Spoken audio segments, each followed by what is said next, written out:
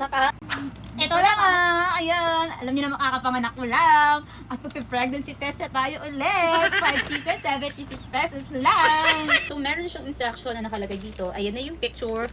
So, kailangan pala, hindi pala yung pinapata. So, ayan. Isasawsaw mo siya sa, ayan, sa wiwi. And magwe-wait tayo na at least hanggang 5 seconds. And malalaman na nga natin kung negative, ganito yung negative, and ganito yung positive. At invalid naman kapag wala. So, try natin at subukan natin. So, ito na nga, susubukan na natin at try na natin. Ganito siya. First time ko lang gagamit ng ganito. Ano ba yun?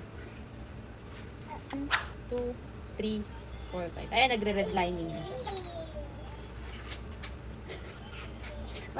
Nakakaba pala itong magtinda ng gento-gento.